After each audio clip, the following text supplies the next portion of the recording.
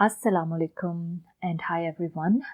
Today I'm going to talk about my birth story and will also add some videos of the room, and also towards the end I will show the pictures of my baby born and will share all the details around my birth. So I had been given a due date of 1st of February 2022 for my baby. And what happened is around 21st of January, I felt a very severe migraine. Then it started getting worse as the day progressed through. And towards the evening, then I was throwing up too much and asked my husband to go to the hospital. And I thought it is something related to the delivery. And once we have gone to the hospital, it was a COVID time and they didn't let my husband to come in. Only one patient can only come in and no one else is allowed. So they took me in. They did all the COVID tests, etc. My COVID was negative, and they did the other test also, the PCR test, that was also negative. And they did some blood test, and it showed that my sodium was a bit high. That's why I was throwing up. They thought that it would be good to keep me for observation overnight, and if there is nothing, they will send me back home in the morning. I was asking, is it something related to my delivery, or is it like something Braxton Hicks coming? They said no, this is nothing like that, and this might be relevant or might not be, we don't know, but we will let you know tomorrow. So next day I was totally fine, and that feeling of throwing up was gone already. They gave me some medicine, it worked wonders, and they sent me home in the afternoon. And so what happened on 24th of January at 4:30 in the morning, I felt that I have to go to the loo, and I woke up, and then once I have gone to the toilet, there was whole gush of water, and and then I realized very quickly that this is my water got broken. I checked myself, and there was a bit of a blood there too, because I did a bit of research before and saw a lot of labor videos for all the other women who has posted online. So I knew that this is a bloody show. And my husband also woke up, and I told him that baby is coming today, and he said that you should rest and come to bed and try to rest as much as you can. So I'd gone to bed. Once I woke up, around 10 or 11, my contractions hadn't started, or I wasn't feeling anything. So I called my hospital and I told them that my water broke. They said that you have to come in to get yourself checked, and we really want to make sure that your water is really broken. So towards in the afternoon around 3, I have gone there to get myself checked. The nurse checked me and confirmed that this is really my water is broken, and I'm not imagining it. They said that if my contractions and labor pains wouldn't come naturally within 24 hours, then we will induce you next day. So they said go home and wait for the labor pains to come at their own, and if they don't come, then you come back in the morning just for getting yourself induced. So I waited the whole day and nothing came. So I called my hospital next day and told them I'm still not feeling any pains. So they asked me to just come around whenever I feel fresh, just take a shower and come to the hospital. So we just did our breakfast, and then we left to go to the hospital. I will also put that little video which I made before going to the hospital in here. Today is 25th January 2022, Tuesday, and we are heading to the hospital for an induction. Once we will be filming another video, we will have our baby in our hands now. Yeah, waiting for the baby. Are you excited? What is means? We arrived at the hospital, midday, around 12 or 1. They gave us the room and they set us all up. They said that they will start induction around 3ish. So the nurse came, and then she was trying to find my veins, and I was telling the nurse that use this arm. So she was no, I will do this one, and she tried here, and she tried here, but it didn't work. After I really advocated for myself, you should do what I'm asking for. So the nurse tried on that the other arm, and then it really worked. And once she put that in after checking my vein, and then the liquid also passed through perfectly. So my induction started around 3:30. I also advise every single woman who is going who's getting induced or who's going through labor, please, please, please advocate for yourself. Or if you have someone who can advocate on your behalf, please bring that person along with you, because I made my preferences, my birth preferences already. I told my husband I have a private midwife as well, and I told my private midwife, what my birth preferences are. Nurses or midwives are not listening to me, then my midwife or my husband can speak to them. So please have someone in your corner for that time. So they started at around 3:30, and they induced me with some hormones, and the nurse was coming, and then she was increasing the dose after every 30-40 minutes. But I wasn't feeling anything until even 6 or 7 p.m. I asked my husband that you can go and bring some dinner for us, and then we will eat before pains really hit me. So he brought McDonald's for us. Not too healthy at that time, but I wanted to eat some nuggets so that I can just have something easier to eat. This is around 7 or 8 p.m. So when I was eating the nuggets, so my nurse was looking at me, and she already knew that nothing is like happening. Like, she keep increasing the dose, and there was no pains. So she asked me to come at bed, and she said, I want to try different positions with you. At that time, when she asked me to do that, it really, I think so, suddenly there is a lot of pain come with that, trying that positions. And I think that's when the contractions really start hitting. They came really fast and really hard after that.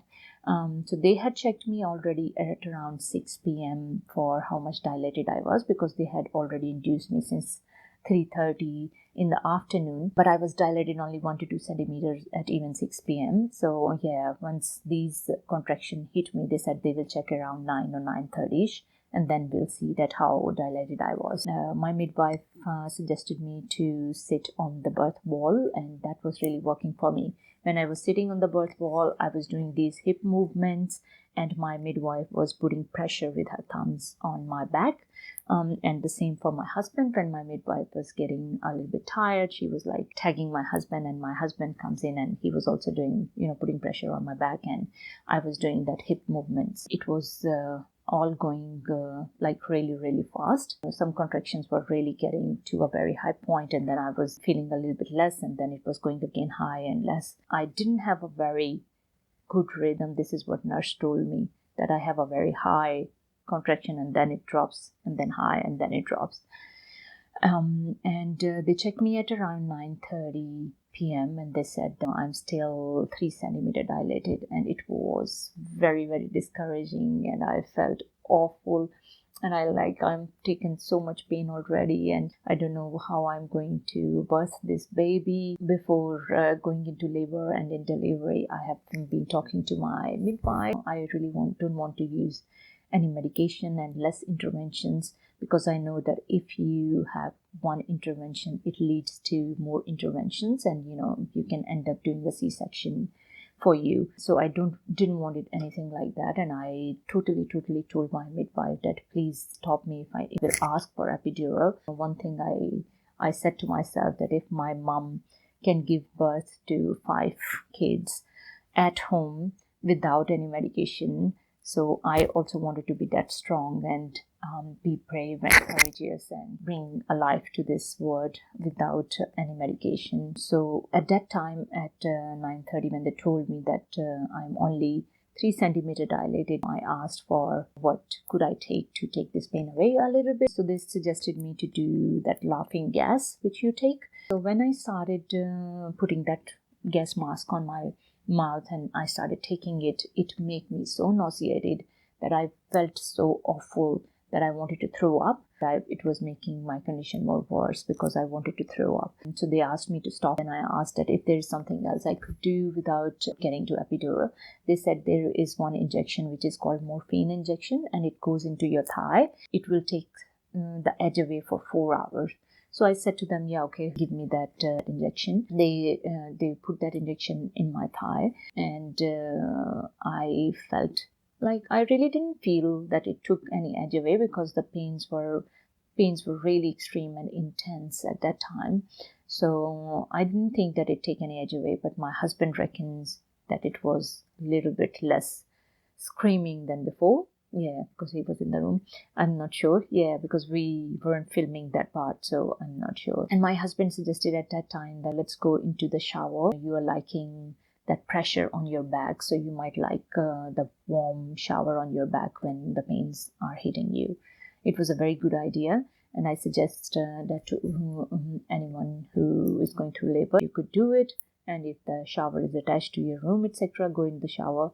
It will really work super good for you. My husband was sitting behind me, and then he was putting the warm shower on my back whenever the pains were hitting me. At the same time, the nurses was checking me. They have put one monitor for me and one monitor for the baby. I asked them when are they going to do a next check, that how dilated I was. They said that they are going to do it one at 1:30 a.m. So I told them that is it possible that you can check it a bit sooner, because I want to make a decision on that should I take epidural or not. So my midwife was really, really good. God bless her, because she was like, coaching me through all my labor pains and, telling me, remember what we agreed upon, that you will take epidural as a last resort, and then please hold on a little bit longer. But they still checked me at 1:30, and once they checked me, they told me that I'm already 6 to 7 centimeter dilated. So I was like, yeah, okay, fine. So this is the time I should not take epidural, because epidural normally makes the process slower, and then you have to go a bit longer. So I didn't opt for it. So I thought that, yeah, I will take pains as much as I can and see if I can't take it, then it will be towards that. And I will ask for epidural. At 3:30 or something, they were having some conversations around that baby's heartbeat is getting a bit slower than usual, and they were saying that baby is also getting tired. At that time I was also feeling a lot of pressure down there, and I told my midwife I have to poop. So they told me no, it's not that, it's your baby's coming, so let's come into the room. So they took me into the room very quickly. All of a sudden there were like 10 people in the room. The doctor came and the nurses came and everyone is in the room. It was very dramatic, to be honest. It was like the movie. And the doctor told me that they want this baby to be born sooner rather than later. So they said to me, take all your strength and push the baby. We will give you 5 attempts. And if you can do it, good enough. But if not, then we will do episiotomy and do a bit of a suction for the baby. I pushed and I pushed with all my effort. Yeah. With all the energy I had left in me. So I pushed. I thought that, my bones are like cracking at that time, but the baby didn't come out with all that pushing and all that 5 attempts I did. So the doctor asked me to stop, and the doctor looked in my eyes and told me that I'm going to tell you when to push now, so you just hold on, and I will give you episiotomy, that I will give you a bit of a cut so that baby have a room to come out. And we will do a suction with a cup. That is a very little cup which goes onto the baby's head, and they suck the baby out with that, and it leaves a little bit of a mark, but they told me that mark will go away very soon and you don't need to worry about that too much. The doctor told me when I will tell you to stop pushing, you need to stop pushing as well. The doctor told me to push. I was pushing with all my energy, whatever was left in me. Then the doctor told me that you should stop pushing, but then I didn't hear the doctor because I was screaming and everything, and my husband was just right beside me and he was holding my hand, and he told me stop pushing. And then I just heard him, not heard the doctor. So I just stopped, and then all of a sudden they said, look at your baby, look at your baby. They were my baby in my hand, and then they put baby on my chest, and it was so beautiful. She did not cry, and I was like very worried that why isn't she crying? And they said everything is okay, and she was just looking at me. I will put that video also in here. This is such a blessed baby. I'm so grateful and so blessed to have a healthy baby and a healthy labor experience also, that I didn't use an epidural. My baby was born on 26th of January at 4:31 a.m. And she was healthy, and she was all all that beautiful little angel eyes, and yeah, that little nose, and yeah, so beautiful. So this is my birth story, and I got a bit emotional now thinking about my baby and how blessed that experience was. And thank you so much for watching my video, and I will see you in the next one. Thank you, everyone. Bye bye.